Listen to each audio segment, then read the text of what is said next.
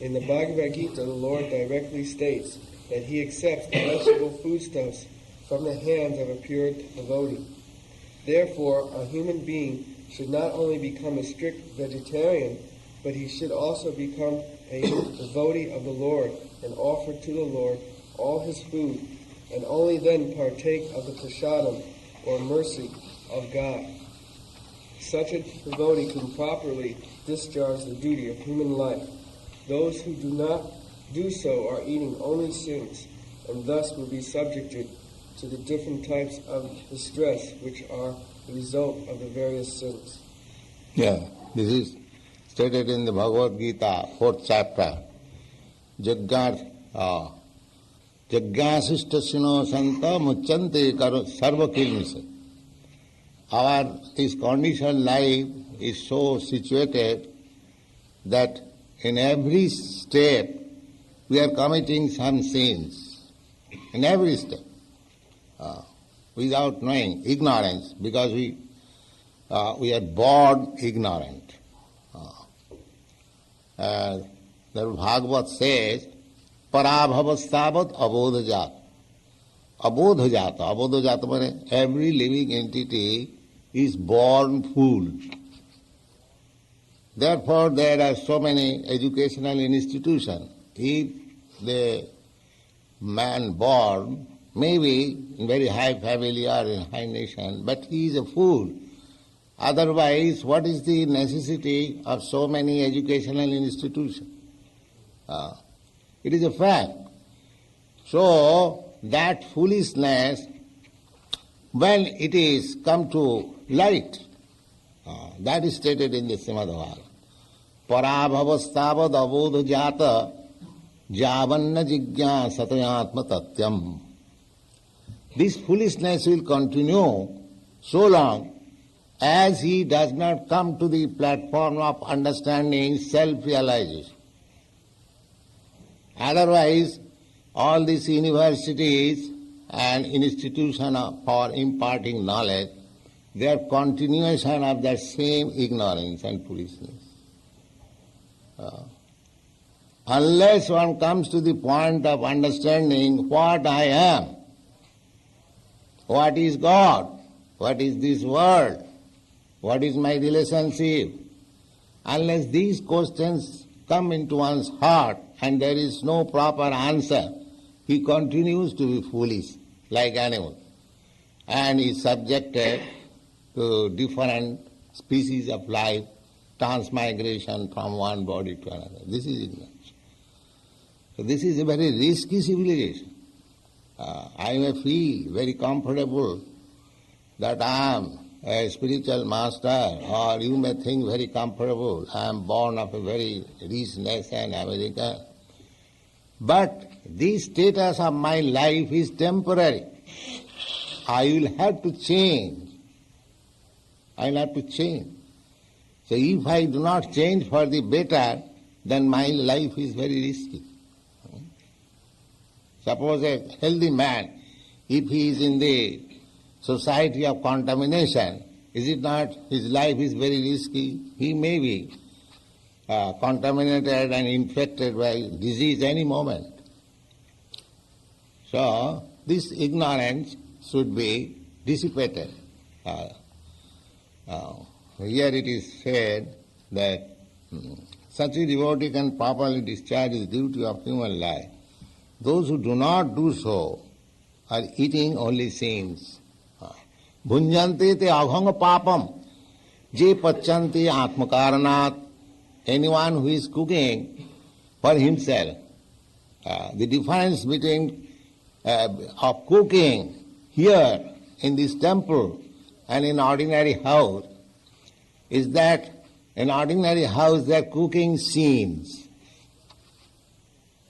The cooking, it appears that is same. These people are also cooking. But this cooking and that cooking is different. Here there is no scene. Because it is being cooked for Krishna. Jagyartha. Jagyartha. Karma, annatra. Beyond this field of activities, Krishna consciousness, everything you are doing pious or impious, you are become implicated with the laws of nature. Generally, we are being implicated in sinful activities, generally. And those who are little more cautious, they avoid sinful activities, they act pious activities, but even there is pious activities, he is implicated. This I have explained several times, that if a man is pious, he has to take his birth in rich family, Janmai Sajjasudin, a very aristocratic family, rich family. He may become next life very learned, scholar, very beautiful. These are the results of pious activities. But pious or impious, you have to enter into the womb of some mother. That tribulation is very severe, that we have forgot. That we have forgot. Either you take birth in a very rich family, aristocratic family, or you take birth in the animal home. So the pangs of birth, death, disease and old age will continue. So Krishna consciousness movement means to make a solution of these four things: birth, death, old age and disease. So if we act sinfully and if we eat sinfully, then this life of birth, death, old age will continue.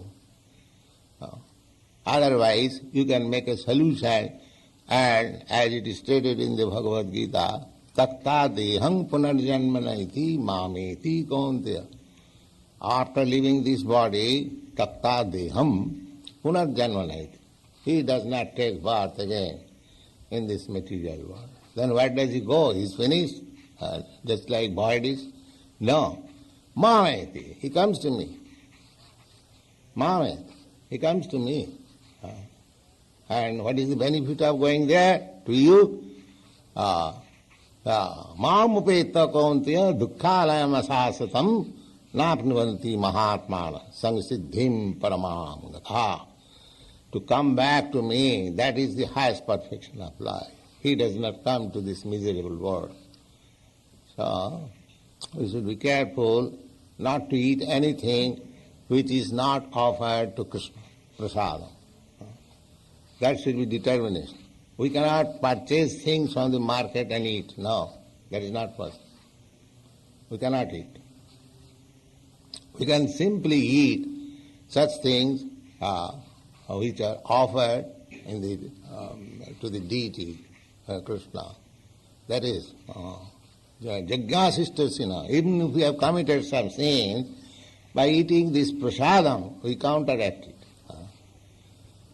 Mucchante sarva kilmisa. Jagyasista, the asista means the remnants of foodstuff. After offering jagga, if one eats, then mucchante sarva kilmisa, because our life is sinful, so we become freed from the sinful activities. How it is? That is also stated in the Bhagavad Gita. The ahantang sarva papi bhamapkhaisya. If you surrender unto me, then I will give you protection from all sinful reactions. So if you make it a vow that I shall not eat anything which is not offered to Krishna, that means it is a surrender. You surrender to Krishna, my dear Lord, I shall not eat anything which is not offered to you. That's vow. That vow is surrender. And because there is surrender, you are protected from the sinful reaction. All right.